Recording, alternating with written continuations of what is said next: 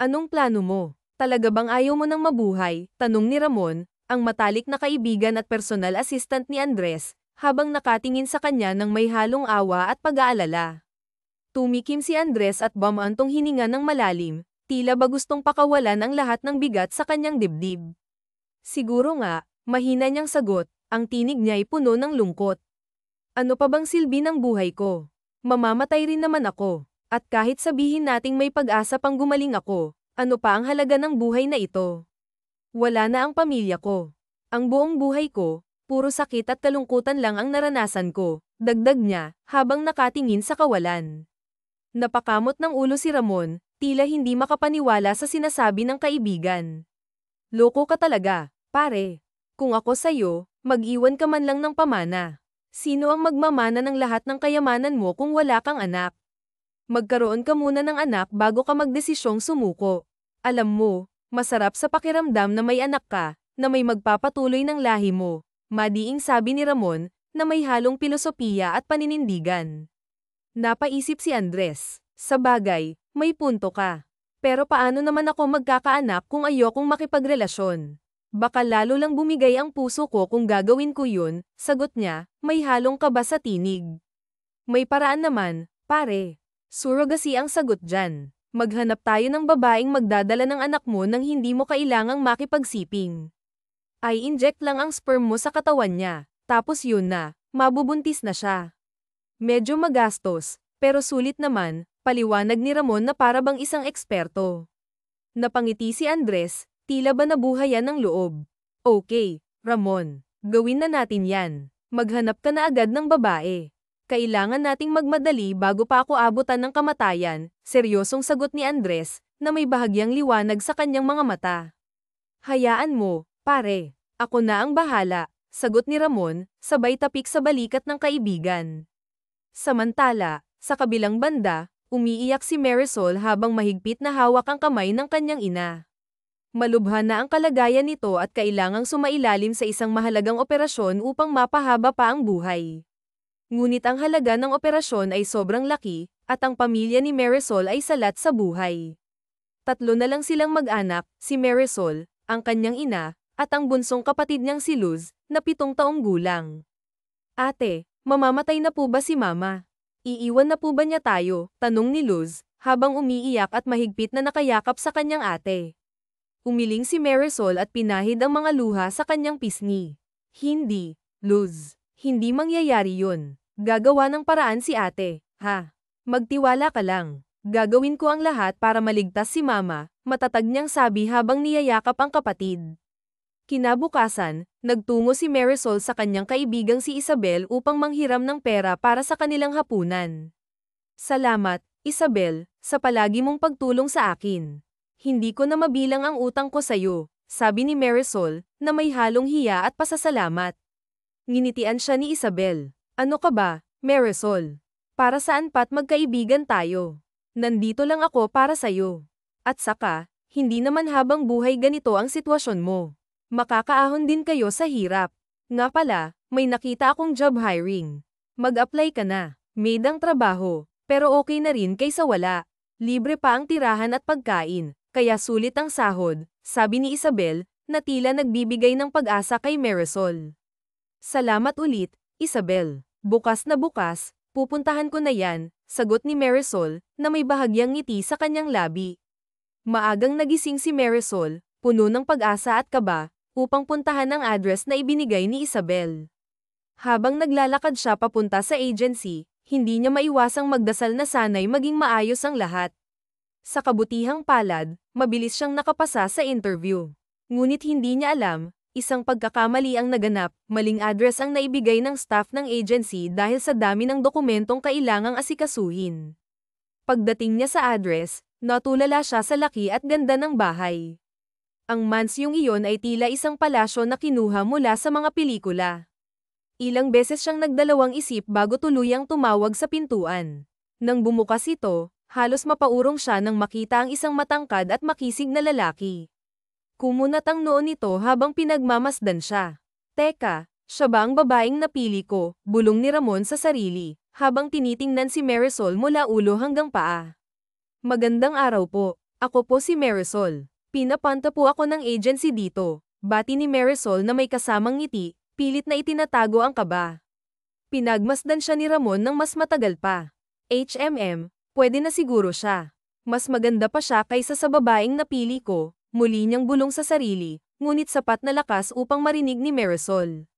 Po, may sinabi po ba kayo, sir? Tanong ni Marisol habang bahagyang nakataas ang kilay. Mabilis na umiling si Ramon. Wala naman. Pasok ka na. Sumunod si Marisol sa lalaki, ang kanyang mga mata ay hindi mapigil ang magmasid sa marangyang disenyo ng bahay. Pinaupo siya nito sa sala, at bagamat kinakabahan, hindi mapigilan ni Marisol na makaramdam ng saya. Sa wakas, magkakaroon na rin siya ng trabaho. Inabot ni Ramon ang isang brown envelope kay Marisol. Narito ang kontrata. Basahin mong mabuti bago mo pirmahan, sabi nito na may tipid ng ngiti. Binuksan ni Marisol ang envelope ngunit naluha siya sa dami ng nakasulat. Hindi siya bihasa sa Ingles dahil hindi siya nakapag-aral ng maayos. Sa halip na basahin, agad niyang pinirmahan ang dokumento. Okay na po, sabi niya habang inaabot pabalik ang kontrata.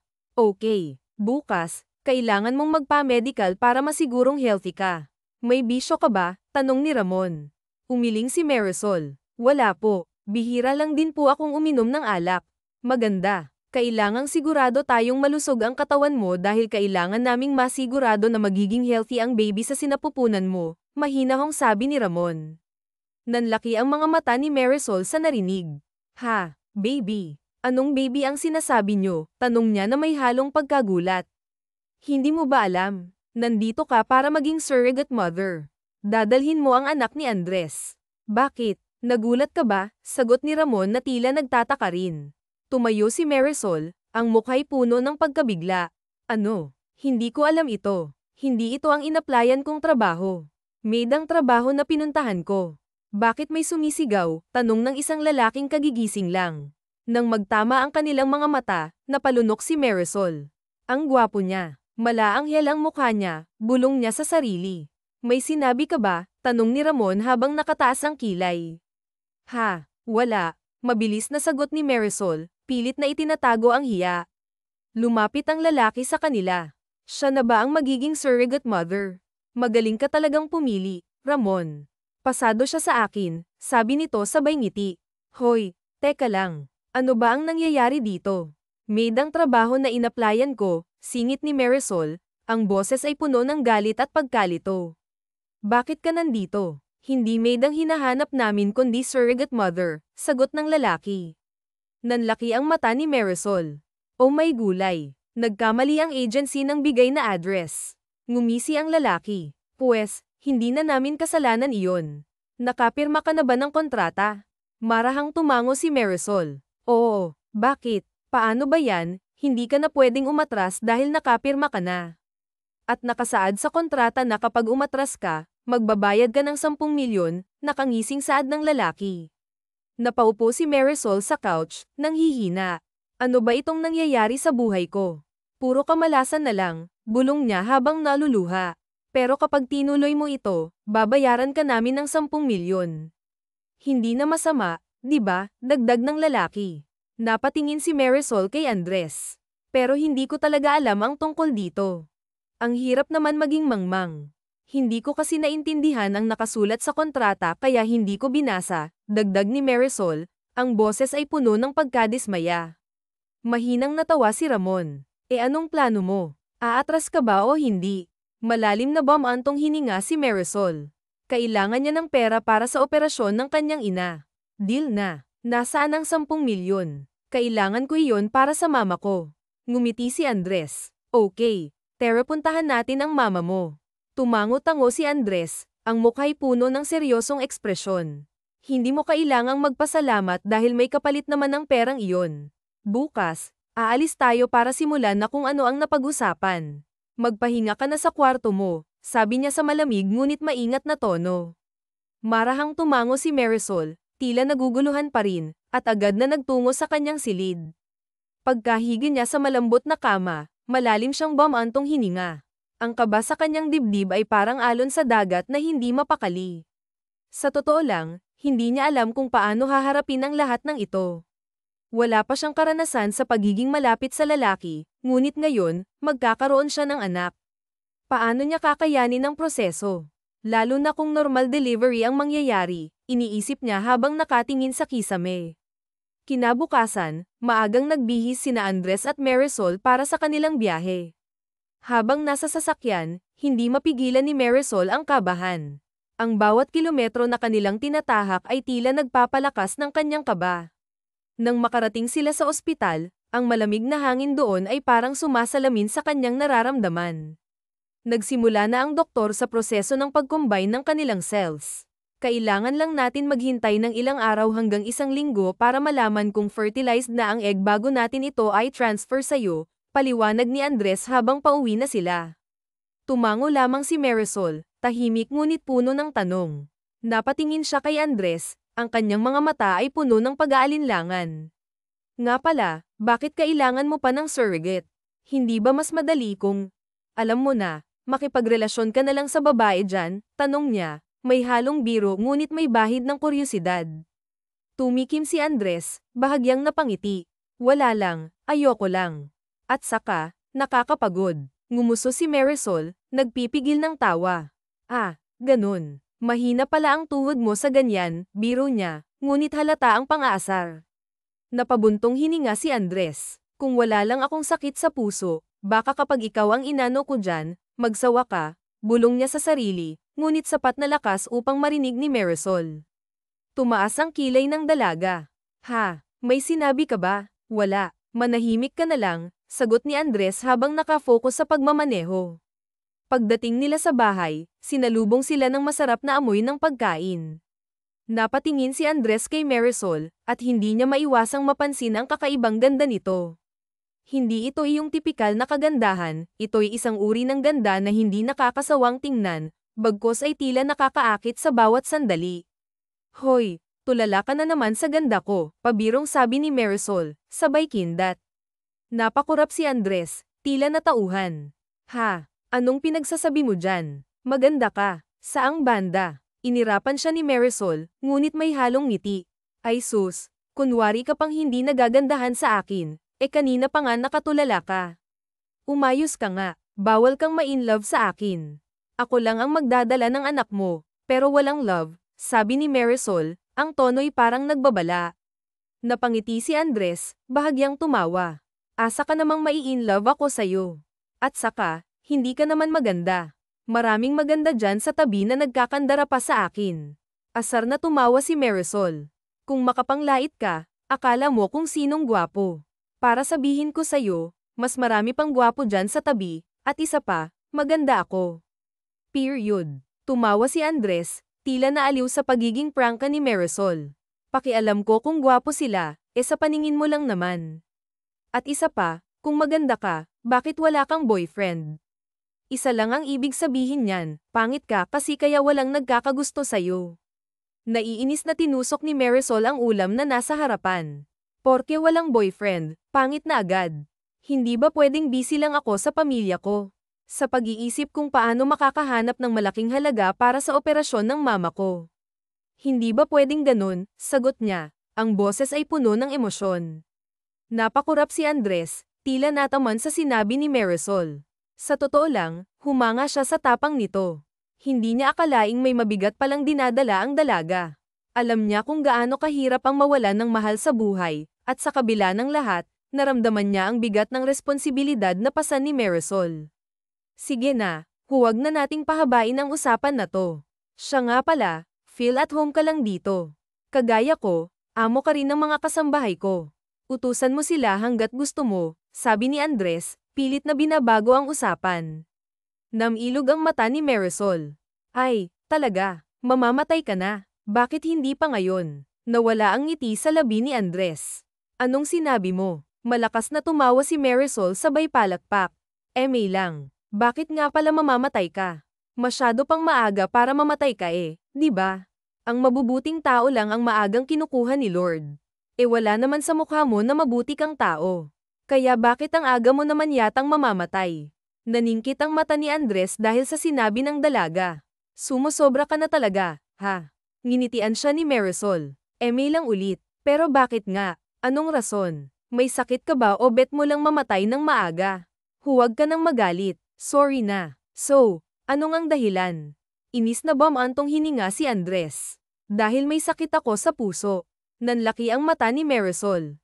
Talaga? Wing nga eh. Bakit ayaw mong magpagamot? Marami ka namang pera. Malala na ba? Hindi pa naman. Sabi ng doktor, may chance pa akong magamot at gumaling, sagot naman ni Andres. Eh bakit nga ayaw mo pang magpagamot? Para saan pa? Nawalan na ako ng ganang mabuhay dahil wala rin namang dahilan para mabuhay. Ako, matagal akong nabuhay mag-isa, simula nang mawala ang pamilya ko. Ang hirap palang maging mag-isa sa buhay. Nakakabaliw, malungkot na sabi ni Andres.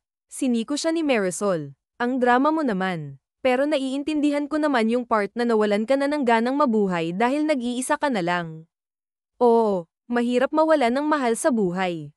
Pero sa tingin mo ba, matutuwa sila kapag ganyan ka na hindi ka lumalaban para mabuhay? Sa tingin mo ba, ginasto nilang matigok agad?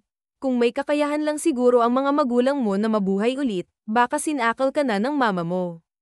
Kumunat naman ang noo ni Andres. At bakit naman niya ako sisakilin? Eh syempre, gusto mo nang matigok agad eh.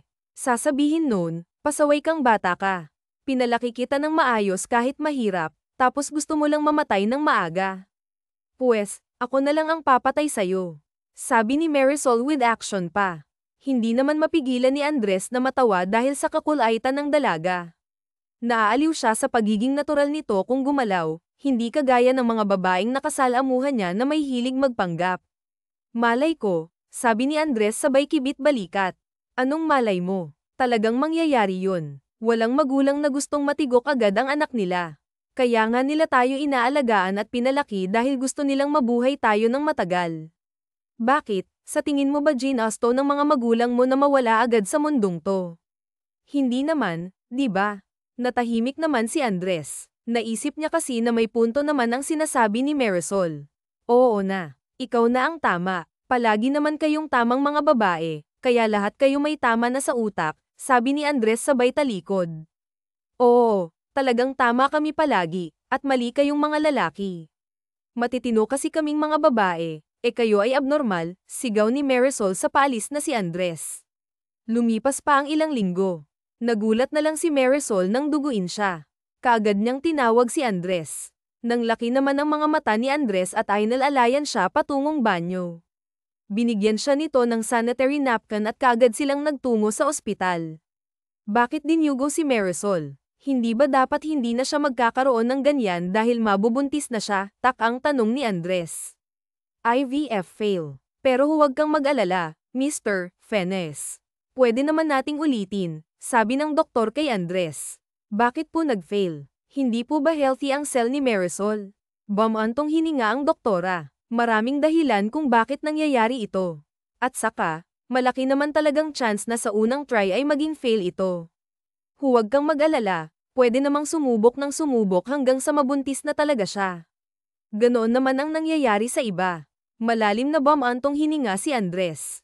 Gusto na talaga niyang magkaanak bago siya tuluyang mamatay.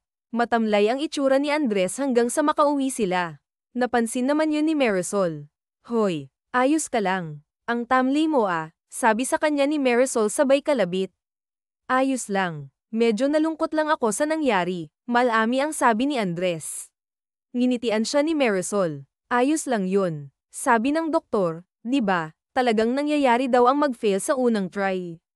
Pwede pa namang sumubok basta huwag kang mawalan ng pag-asa. Basta kumain ka ng masusustansyang pagkain para maging healthy yung puting katas mo. Bigla namang natawa si Andres. Puting katas talaga. Tumango si Marisol. Oo, malamang puti ang kulay Sige na, matutulog na muna ako. Inaantok na ako sabi ng dalaga sabay alis sa kanyang harapan. Natatawang naiiling na lang si Andres.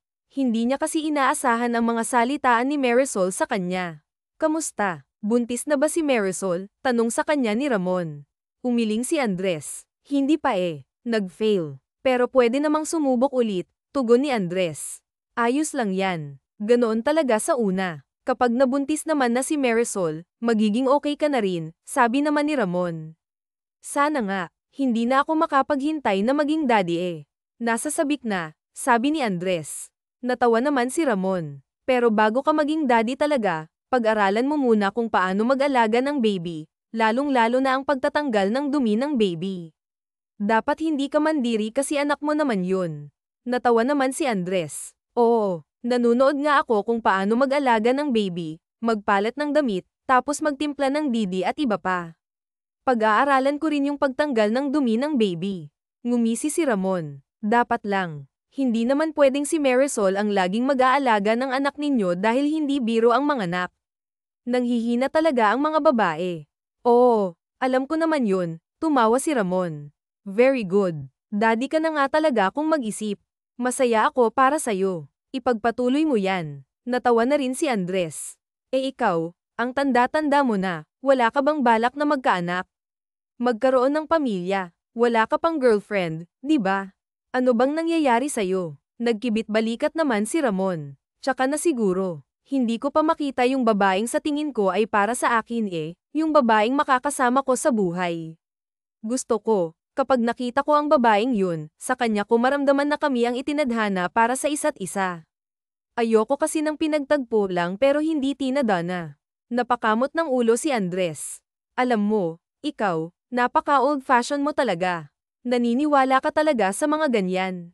O baka ayaw mo lang talagang magkaroon ng girlfriend. Dapat mag-girlfriend ka ng marami para may pagpilian ka. Mabilis na umiling si Ramon. Ayoko ng ganun. Gusto ko kung sino ang magiging girlfriend ko ngayon, siya na ang makakasama ko sa habang buhay, kumbaga siya na ang pakakasalan ko. Ayoko nang mag-girlfriend lang ako at pagkatapos kapag hindi ko na siya gusto o nagsawa na kami sa isa't isa, maghihiwalay na lang kami. Ayoko ng ganoon. Napangiti naman si Andres. Ang swerte ng babaeng mamahalin mo dahil ganyan ka mag-isip. Bihira na lang ang mga lalaking katulad mo. Tumawa naman si Ramon. Siyempre naman, tinuruan ako ng papa ko kung paano maging isang mabuting lalaki na hindi ang katawan ang habol sa babae. Napatango na lamang si Andres. Okay, sige sabi mo Sana mahanap mo na ang babaeng magpapatibok ng puso mo. Nagkwentuhan silang dalawa sabay tawanan. Kahit papaano ay naalis ang lungkot na naramdaman ni Andres dahil kausap niya si Ramon. Sumunod na araw, muling sumubok sila Andres at Marisol, pero kagaya ng una, nag-fail din ito. Pero syempre, hindi sumuko si Andres dahil naniniwala siya na magkakaroon siya ng anak through IVF. Ngunit sa diyang hindi umaayon kay Andres ang lahat, palagi na lang nagfe-fail. Siguro kung gawin niyo na lang yun ang natural process, sabi ng doktor kay Andres. Kumunat ang noo niya. Anong ibig mong sabihin, Dok? Yung magsiping kayong dalawa. Alam kong wala yun sa option mo dahil nag-aalala ka nga sa sakit mo at baka hindi kayanin ng puso mo ang mga intimate scene, pero Andres, I'm your doctor ever since, at hindi pa naman ganoon kalala ang sakit mo sa puso, you can still do it, Andres. Baka hindi talaga para sa'yo ang ganitong proseso. Mas malaki pa rin ang chance mo na mabuntis mo ang isang babae kapag nagsiping kayong dalawa. Kaya ang mabuti pa, iyon na lang ang gawin mo kung gusto mo talagang magkaanak, dagdag pa ng doktor. Napalunok naman si Andres sabay tingin kay Marisol. Napatingin din sa kanya ang inosenteng mukha ni Marisol. Habang nasa biyahe sila, hindi maiwasang mapatingin ni Andres kay Marisol. Hindi niya alam kung paano niya sasabihin kay Marisol ang sinabi sa kanya ng doktor. Oh, bakit tingin ka ng tingin dyan? May gusto ka bang sabihin? Biglang tanong sa kanya ng dalaga. Kumurap-kurap naman si Andres bago nagsalita. Wala naman. Napapatingin lang ako. Tumango na lang si Marisol at saka tumingin sa kalsada, habang si Andres ay pinagpapawisan. Nang makauwi sila, nagpahinga muna si Marisol. Hindi naman makatulog si Andres kaya hinintay niyang magising si Marisol. Pagsapit ng hapon, magmeryenda ka na, sabi niya kay Marisol nang makalabas ang dalaga ng kwarto. Okay, sige. Ikaw din, sagot ng dalaga sabay tungo sa kusina. Muling napalunok si Andres. Nga pala, may pag-uusapan tayo. Tumaas ang kilay ng dalaga sabay tingin sa kanya. Ano yun? Tanong ni Marisol habang kumakain. Tumikim si Andres. Alam ko na medyo hindi mo magugustuhan ito, pero wala ka nang magagawa at kailangan natin yung gawin dahil nabayaran na kita. Kumunat ang noo ni Marisol. Oh, ano nga yun? Huwag ka nang magpaligoy-ligoy pa dyan. Sabihin mo na agad. Kumamo ng ulo si Andres. Kasi nga, di ba, Palagi na lang failed yung IVF. Narinig mo naman siguro yung sabi ng doktor, gawin na lang natin siya ng natural, kumbaga. Alam mo na, mag-aano tayo. Tinaas niya ang kilay ni Marisol. Ano? Anong mag-aano? Sabihin mo ng maayos. Alam mo na yun, hirit pa ni Andres. Natatawa naman si Marisol pero nagpipigil siya. Anong alam ko na yun? Wala akong alam, pagkukunwari ni Marisol. Sumimangot naman si Andres. Bahala ka nga dyan. Niloloko mo naman ako eh. Tumawa naman si Marisol nang mapansing namumula ang mukha ni Andres. Malamang nahihiya ang binata sa sasabihin sa kanya kung ano ba talaga ang gusto nitong mangyari. Mag-aano nga, bubutasin mo na ako. Ganon nakangising sabi ni Marisol. Namilog naman ang mata ni Andres. Ha? Anong bubutasin? Bakit ba ganyan ang mga salitaan mo?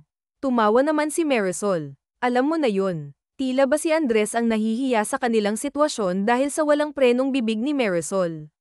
Ngunit ang hindi niya alam ay dinadaan na lamang ni Marisol sa biro ang lahat upang itago ang kanyang kabang nararamdaman sa pinasok niyang sitwasyon. Sige na, manood ka na ng tutorial. Gusto ko ng magandang performance mo, ha? Sambit pa ni Marisol at tuluyan siyang bumalik sa kanyang silid.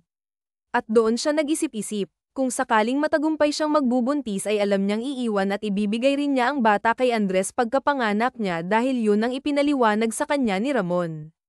Parang hindi niya kayang ipamigay na lang ang bata na iluluwal niya sa mundong ito kung sakali.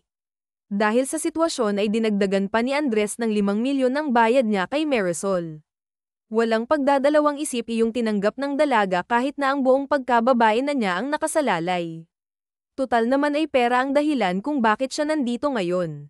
Dumating nga ang gabi na kanilang pinag-usapan at dahil ito ang first time ni Marisol ay labis niya itong pinaghandaan. Ayaw naman niyang mapahiya ang kanyang lahi sa harap ni Andres. Naghilamos talaga siya ng mabuti sa bawat sulok ng kanyang katawan. At nang matapos siya sa banyo ay nagtungo na siya sa silid ni Andres.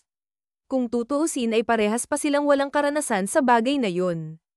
Pumasok na si Marisol sa kwarto ni Andres. Sa sobrang excited niya sa sobrang kaba ay hindi na niya nagawa pang kumatok. Naabutan naman niya itong nag-stretching at nagpo-push up pa nga at kung ano-ano pa.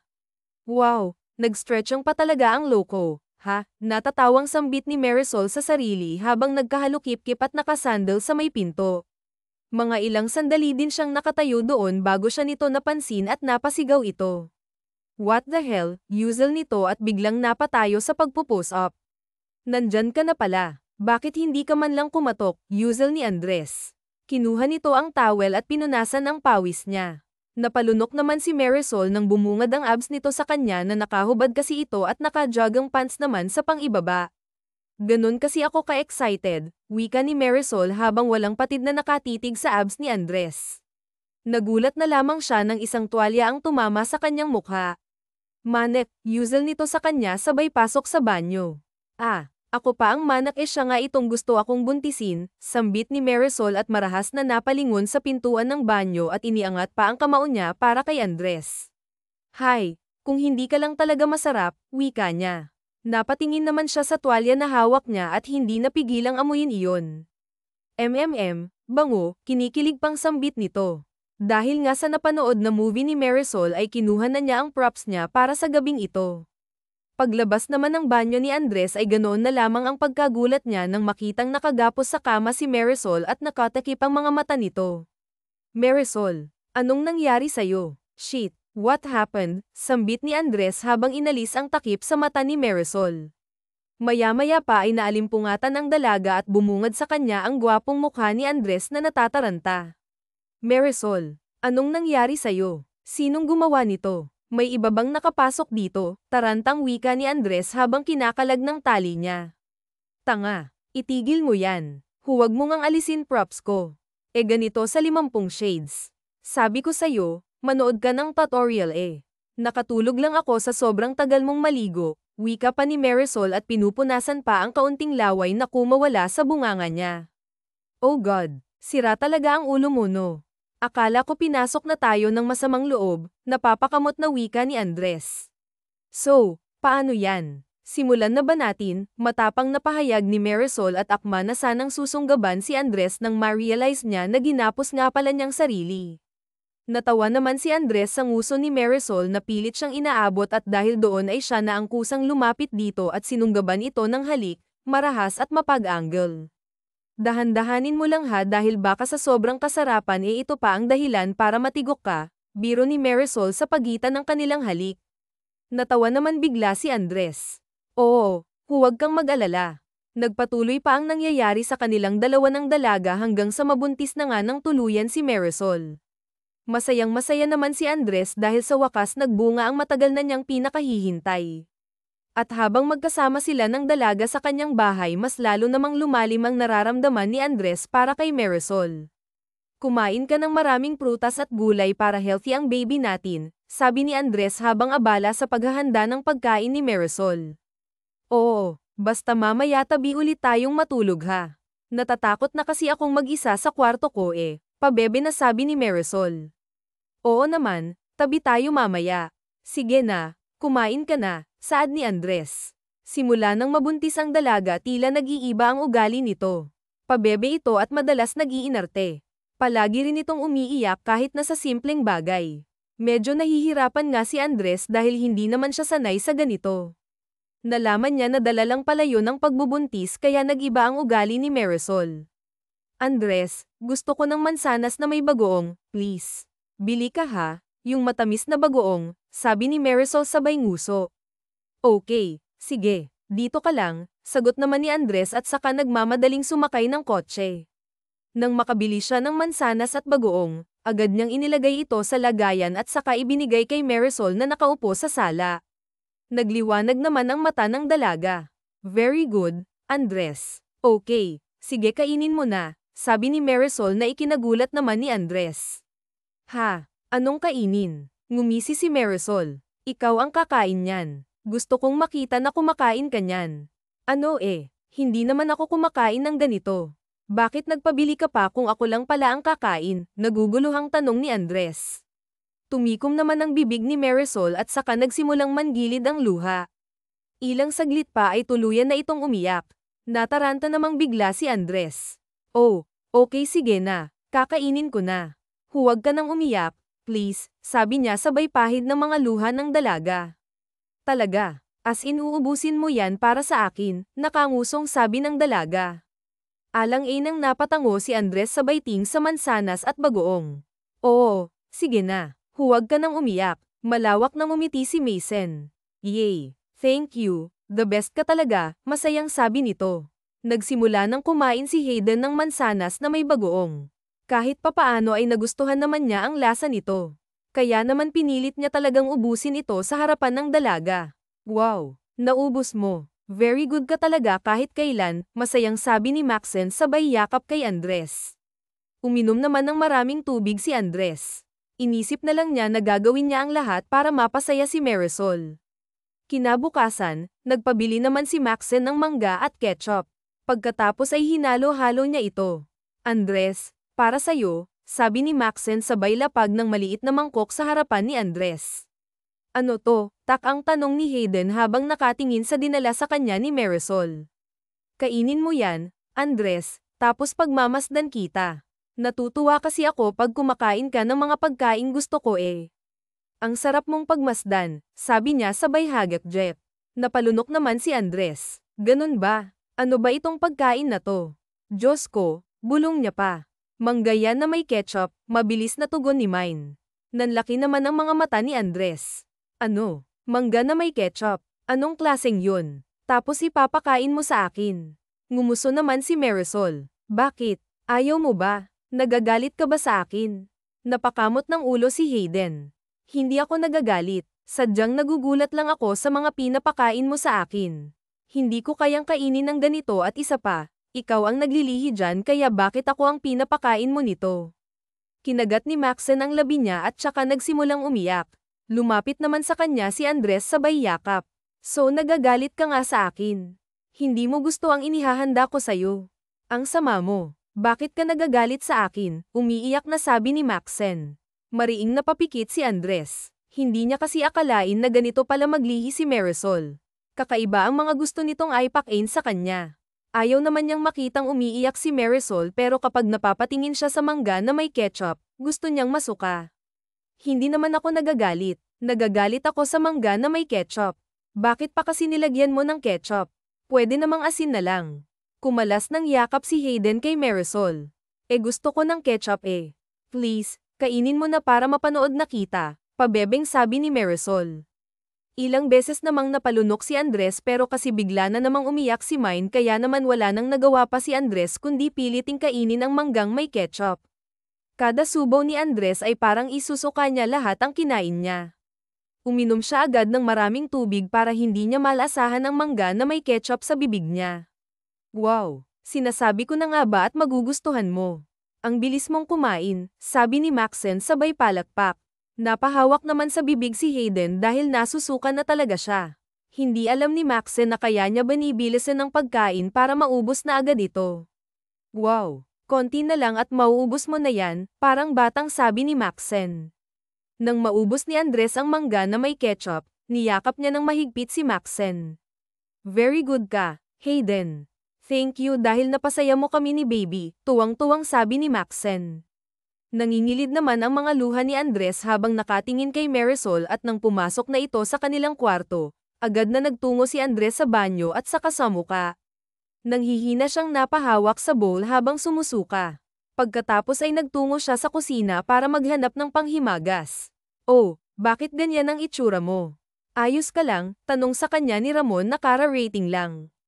Katatapos ko lang sa muka, sagot ni Hayden sabay kain ng leche flan. Ah, okay. Bakit ka naman sa muka? Hinang-hina ang itsura mo, sabi ni Ramon habang nakatingin sa kanya. Bamantong hininga si Andres. Paano hindi masusuka eh? Mangga na may ketchup ang pinakain sa akin ni Mason. Grabe, akala ko susuka na ako sa harapan niya kanina. Puro inom na nga lang ako ng tubig para hindi ko malasahan ang pagkain yun. Humagalpak naman ng tawa si Ramon. Seryoso, pinakain niya sa'yo yun. Bakit mo naman kasi kinain? Malamang, umiiyak siya. Ayoko nang umiiyak siya dahil masama yun para sa baby namin kaya wala akong nagawa kundi ang sumunod na lang.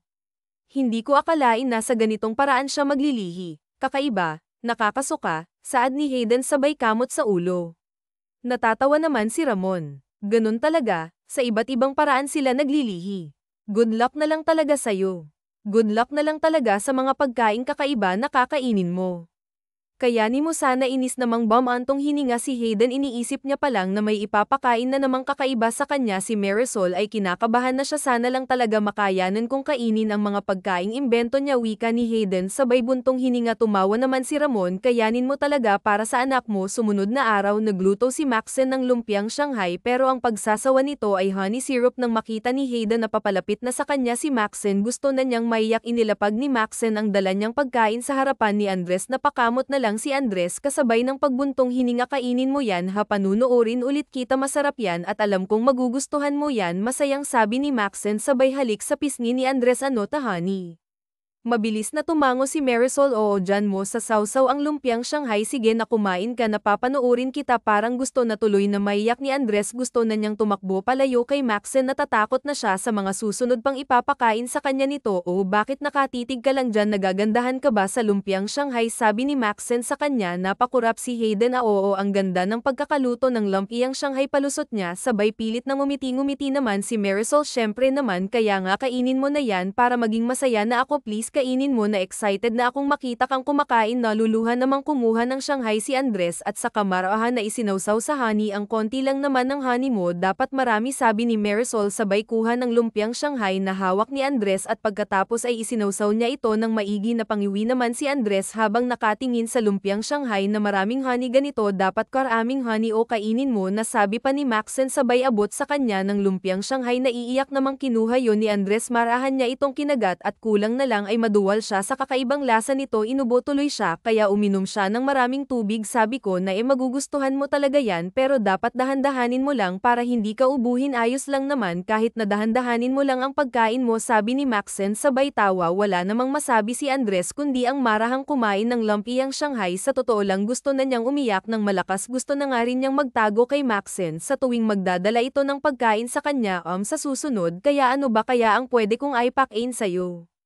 Wala pa kasi akong naiisip biglang sabi ni Marisol mabilis na umiling si Hayden huwag ka nang mag-isip ng kung ano-ano baka makasama sa please Maxen huwag na masyado ka ng maraming pinapakain sa akin nakakaiba hindi ko alam kung makakaya ko pang kainin yun tama na please nagmamakaawa na ako sa'yo pagmamakaawa ni Andres na kulang na lang ay umiyak sa harapan ni Marisol ngumuso naman sa kanya ito bakit ayaw mo na ba magagalit ka na ba sa akin kapag pinaglutuan pa kita ng kakaibang pagkain mabilis namang umiling si Hayden hindi sadyang tama na sa mga pagkain ganito baka kasi hindi nakayanin ng sikmura ako bakit naman wala namang lason ang ipinapakain ko sa'yo basta kainin mo ang binibigay ko para masaya kami ni baby parehas sabi ni Maxen sabay ngiti at dahil masaya si Mason maraahan na lang na tumango si Hayden bilang sang-ayon ayaw naman kasi niyang makita pang umiiyak si Mason kaya naman pinilit niyang ubusin ang lumpiyang Shanghai na may honey sauce kahit na sa totoo lang gusto na niyang maduwal lumipas pa ang mga araw sa wakas ay nalagpasan din ni Hayden ang mga pagkaing pinapakain sa kanya ni Marisol sa wakas ay tumigil na rin ito medyo sumasakit ang tiyan ko malumanay na sabi ni Marisol habang nakahawak sa kanyang tiyan ano bakit naman may nakain ka bang iba o ano nag-aalalang tanong ni Andres umiling naman si Maxen wala medyo sumasakit lang siguro dahil sa malaki na siya ilog ang mga mata ni Hayden nang makita niyang paggalaw sa tiyan ni Mine wow nakita mo yun parang sumipa na si baby sa tiyan mo na mamanghang sabi ni Hayden mabilis namang tumango si Maxen oo palagi na siyang ganyan simula nang lumaki ng tiyan ko malikot na siya nararamdaman ko ng pagsipa niya sa loob ng tiyan ko paano pala yun di nasisipa niya ang lamang loob mo ngumiti si Marisol oo sobrang sakit kapag nasisipa niya ang atay ko tapos nasisipa niya nga rin ang baga ko nakakamatay pa naman yun kapag nasisipa ang baga nanlaki ang mga mata ni Andres ano.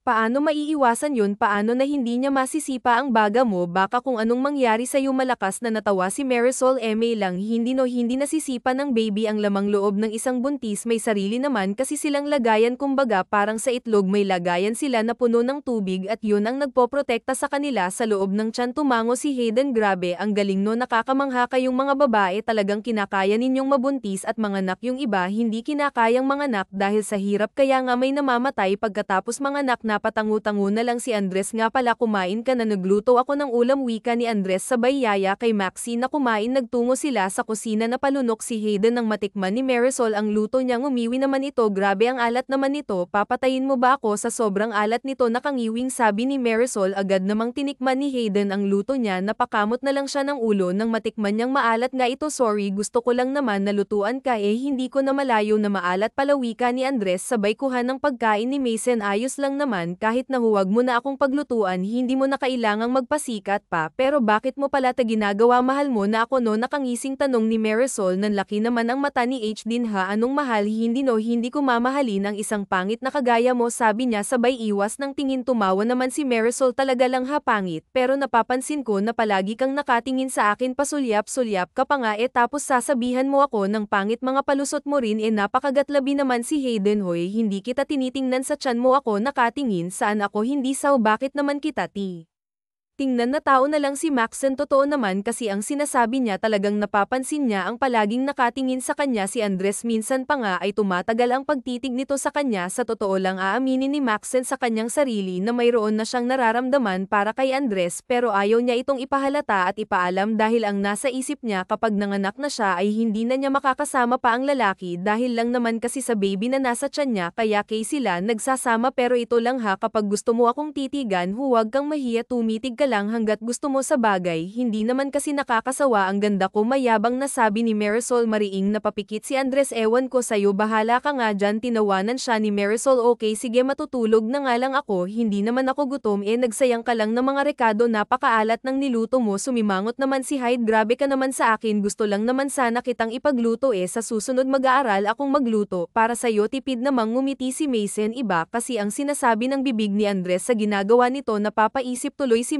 Maxen kung wala ba talagang pagtingin sa kanya si Hayden pero ayaw naman niyang umasa dahil ayaw niyang masaktan ang importante ay naging maayos naman ang mama niya bakit ka nakatitig sa akin baka matuno naman ako alam kong gwapo ako pero huwag mo akong masyadong titigan dahil nakakailang sabi ni Hayden sabay ngisi napakurap naman si Marisol hoy ang yabang mo napatitig lang ako sa mukha mo dahil hindi ako makapaniwala na may kasama akong unggoy sabi ni Maxen sabay lakad palayo natawa na lang si Andres natatawa siya sa mukha ni Marisol kapag naiinis ito mas lalo tuloy itong gumaganda sa paningin niya. At mas lalo tuloy siyang naaadik na tingnan ito palagi lumipas pa ang ilang buwan tuluyan ang minahal ni Andres ang dalaga at dahil kay Maxen tila nagkaroon ng dahilan si Andres para mabuhay hinawakan ni Andres ang dibdib niya na bahagyang kumikirot ayos ka lang ba tanong ni Ramon sa kanya marahan naman siyang tumango oo pero medyo kumirot lang ang dibdib ko Ramon gusto ko upang mabuhay ng matagal na patingin sa kanya si Ramon huwag mong sabihin gusto mo ng magpagamot tumango si Hayden oo tama ka gusto kong magpagamot mahal ko na si Marisol at sigurado ako sa nararamdaman ko kaya pagkatapos niyang manganak magtutungo ako sa ibang bansa para magpagamot ikaw muna ang bahala sa mag-ina ko ngumiti naman si Ramon oo naman walang problema masaya ako dahil may dahilan ka na para mabuhay salamat Ramon huwag kang mag-alala pinagdarasal ko naman na mahanap mo na ang babaeng magpapatibok ng puso mo saad ni Andres sabay ngisi tumawa si Ramon huwag yan ang ipagdasal mo ang ipagdasal mo sana gumaling ka ng tuluyan oo naman syempre pero kasi baka mainggit kasi ni Marisol kapag naging okay na kami baka doon mo maramdaman ang kalungkutan bilang single sabi ni Hayden sabay tawa kumamaw naman ng ulo si Ramon hindi naman ako maiinggit kahit maglampungan pa kayo sa harapan ko hindi talaga ako maiinggit at saka hindi naman ako nagmamadali sa pag-ibig bahala na kung dumating sa buhay kong babaeng yun o hindi natatawang napailing na lang si Hayden okay sige sabi mo basta ikaw na muna ang bahala sa mag-ina ko kapag umalis na ako para magpagamot ipinagkakatiwala ko na sila sa oo ako ang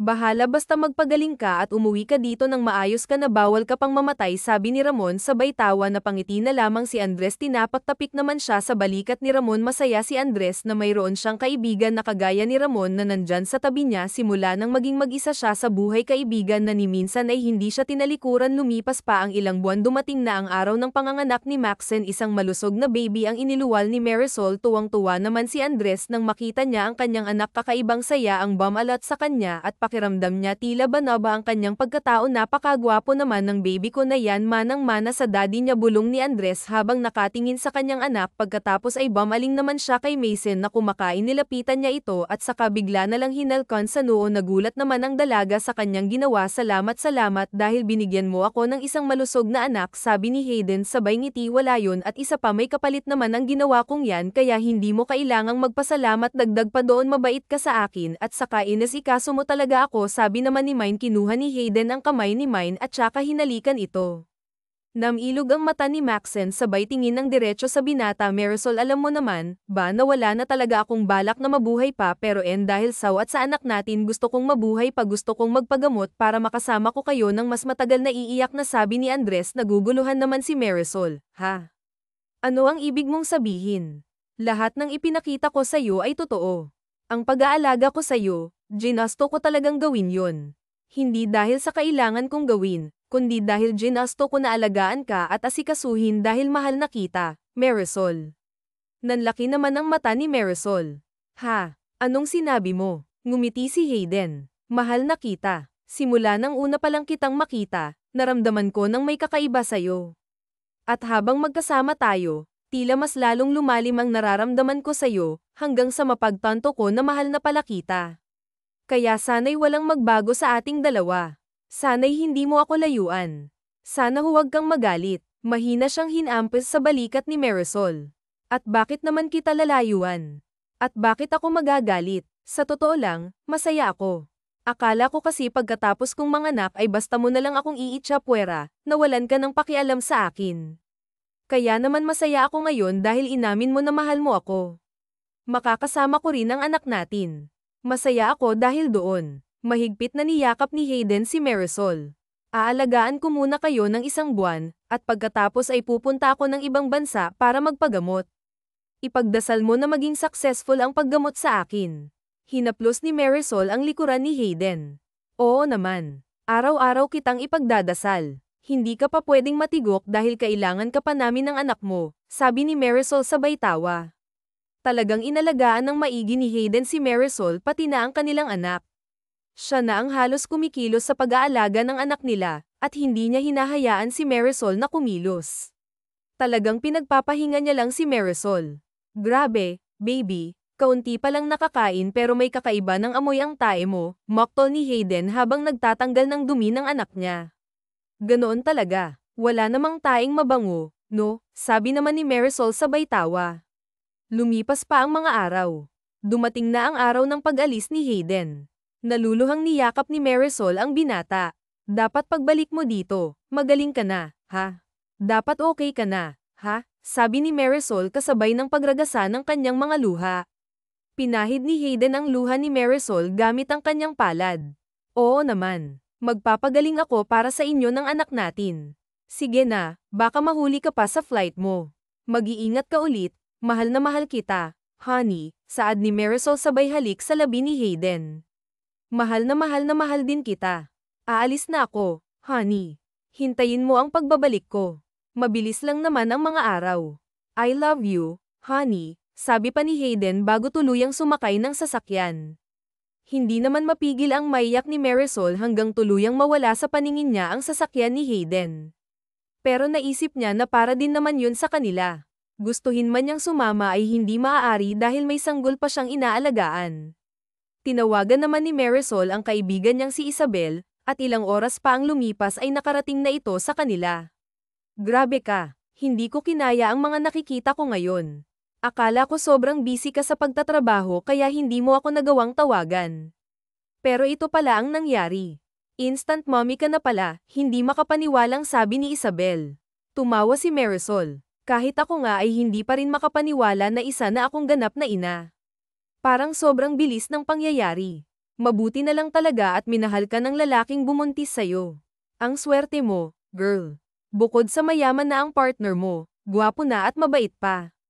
Full package. Sana all, nakangiting sabi ni Isabel.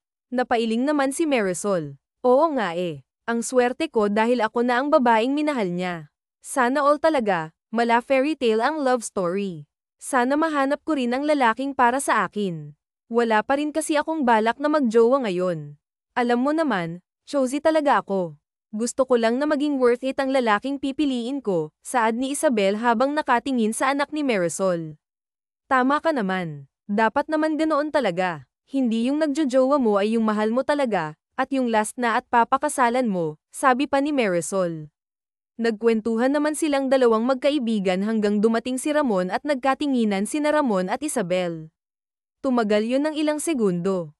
Grabe naman kayo kung magkatinginan, parang nasa Korean drama lang kayo. Natatawang sabi ni Marisol. Tila nataranta naman ang dalawa sabay iwas ng tingin. Namumula ang mukha ni Isabel at tumingin kay Marisol. Panira kang babae ka, bulong nito sa kanya. Ngumisi naman si Marisol. Ramon, gusto pa yatang makipagtitigan ang kaibigan ko sa'yo, panunokso ni Marisol. Nanlaki naman ang mata ni Isabel. Ano? Anong sabi mo? Tak ang tanong ni Ramon sabay lapit sa kinaroroonan nila. Muling nagkatinginan ang dalawa na ikinangisi naman ni Marisol. Mukhang may pag-iibigang mabubuo sa inyong dalawa. Ha? Pang-aasar ni Marisol. Hinampes naman siya sa braso ni Isabel. Aray ko naman. Masakit yun. Daing naman ni Marisol. Loka-loka ka kasi kung ano ang pinagsasabi mo. Manahimik ka nga lang dyan, natatawang sabi ni Isabel pero pinigilan niya ang kanyang sarili at nagkunwaring naiinis. Sus, kunwari ka pa. Huwag kang mag-alala, single naman yang si Ramon. Napakamot naman ng ulo si Ramon. Loka ka, Marisol. Nga pala, kumain na ba kayo? Ako muna ang baalang magtingin-tingin sa inyo ng anak mo habang wala pa si Hayden kaya huwag kang mahihiyang mag-utos sa akin, Marisol. Salamat, Ramon. Pero kapag kaya ko naman, hindi na ako mag-uutos sa'yo. Nga pala, si Isabel ay hindi pa kumakain. Yayain mo siya. Kain kayong dalawa, sabi ni Marisol sabay belang sa kanyang kaibigan. Ngumuso naman si Isabel. Kalokohan talaga nitong babaeng to. Nangaasar ka ba? Natawa naman si Ramon. Isabel, Tara kumain muna tayo. Baka nagugutom ka na. Napakurap naman si Isabel habang si Marisol naman ay kulang na lang ay magwala sa kilig na nararamdaman niya. Makahulugan niyang sinundan ng tingin ang dalawa. Samantala, mabilis na lumipas ang ilang buwan. Nakangiti si Hayden habang nakatingin sa larawan ng kanyang mag-ina sa screen ng cellphone niya. Miss na miss ko na kayong dalawa. Ilang oras na lang at magkikita na tayo, sabi ni Hayden sabay hinggang malalim. Abala naman sa pag-aalaga ng anak si Marisol at pinapatulog na niya ang anak nila. Tulog na, baby ko. Mahal ka ng mommy mo, pakantang sabi ni Marisol habang buhat ang kanilang anak. Nagulat na lamang si Marisol nang biglang may umakap sa kanya. Nanlaki ang mata niya nang makita kung sino ito. Honey, umiiyak na sabi ni Marisol. Inilapag muna ni Marisol sa crib ang kanilang anak at saka mahigpit na niyakap si Hayden. Hindi niya mapigil ang maluha. Grabe, miss na miss kita, honey. Halos araw-araw akong nagdadasal na maging successful ang paggaling mo, at ngayon nandito ka na sa harapan ko. Sobrang saya ko, sabi ni Marisol habang umiiyak. Napaiyak na rin si Hayden. Miss na miss ko rin kayong dalawa ng anak natin. Walang oras na hindi ko kayo inisip, at kagaya mo, nagdarasal din ako na sana gumaling na ako. Salamat dahil ipinagdasal mo ako, honey. Nang kumalas sila ng yakap, siniil ng halik ni Hayden si Marisol at dahil sasabik sila sa isa't isa, nagsalo sila sa mainit na kaganapan. Isang buwan ang lumipas simula nang makauwi si Hayden, nagpakasal na sila ni Marisol. Sobrang saya naman ni Marisol dahil sa wakas naging isa na sila ni Hayden. Maraming tao ang tuwang-tuwa para sa kanila. Alam mo, honey, hindi ko akalain na mangyayari ito sa buhay ko.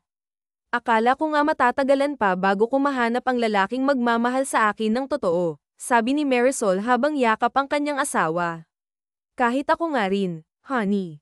Sa totoo nga lang ay hindi na ako umaasa pa na mahanap ko ang babaeng para sa akin dahil nga ayaw ko nang mabuhay noon. Kumbaga, wala naman akong rason para mabuhay pa, pero nang dumating ka, nagbago ang buhay ko. Binigyan mo ng kulay ang madilim kong mundo. Salamat sa iyo dahil dumating ka sa buhay ko, maluhaluhang sabi ni Hayden. Hinawakan siya sa pisngi ni Marisol. Salamat dahil dumating ka sa buhay ko. Salamat dahil napakabuti mong asawa. Ang swerte ko sa iyo. Ngumiti naman si Hayden. Maswerte ako sa iyo dahil isang kagaya mo ang napangasawa ko, at binigyan mo pa ako ng napakagwapong anak. Nagtawanan at nagharutan muna silang dalawa bago natulog. Sobrang nagpapasalamat sila sa itaas dahil natagpuan nila ang isa't isa, at nangako sila sa isa't isa na walang sino man ang makakapaghiwalay sa kanila. Simula nga nang ikasal sila ni Hayden ay doon na rin ni Marisol pinatira ang magulang niya at kapatid. Labis naman ang pagpapasalamat ng kanyang ina sa kanya dahil sa ginawa niya ang lahat upang madugtungan lang ang buhay nito. Kahit na isang napakabigat na desisyon ang maging surrogate ay hindi nagdalawang isip ang dalaga na gawin ito para sa kanyang pamilya kaya't dahil doon ay proud na proud ang kanyang ina. Samantala, abala naman si Isabel sa paglalaba nang dumating si Ramon mula sa kanyang likuran. Isabel, tawag sa kanya ng binata. Ay, sigaw ni Isabel nang makita niya ang binata. Sa tarantan niya ay agad siyang napatayo at nadulas dahil sa sabon sa lapag, napaupo tuloy siya sa planggana na mayroong mga damit. Aray ko po, daing ni Isabel sabay hawak sa kanyang